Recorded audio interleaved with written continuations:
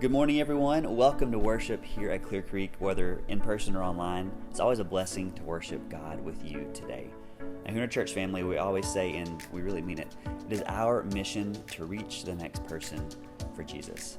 Now, we know that often begins with building relationships with the people that we see on a consistent basis. And so that's why we are in the middle of our Love Your Neighbor outreach. So what is the Love Your Neighbor outreach? Well, I'm really glad that you asked. So step one is choose an activity that you can gather the people that you see on a regular basis together. So that could be planning a party in your neighborhood around a football game or for Halloween. It could be a pizza party with your kids' sports team or even a picnic with the people that you often volunteer with. But find the people that you see on a consistent basis and plan an event to get them all together. Step two, while you're there, you and your small group or your family or whoever you want to do this with, be intentional about building relationships. Whether that's simply sharing what is happening in your life and how God is blessing you, listening to what's going on in someone else's life and then saying a prayer with them or even sharing a gospel conversation. Be intentional about bringing God into the conversation somehow. And step three, simply tell us what God did.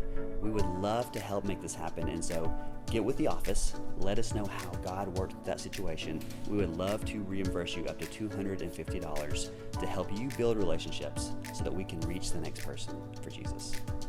Coming up in less than a month is Friends and Family Day on November the 5th, and it's exactly what you think it is. We want you to invite your friends and family, especially the ones that you've been talking to and thinking about inviting to church, to come worship with you that day. If you come to the 9 o'clock worship, lunch will be ready for you and your guest at 11:15, and if you come to the second worship, lunch will be ready as soon as that worship is over. The only thing you need to bring are friends and family. Can't wait to see you there.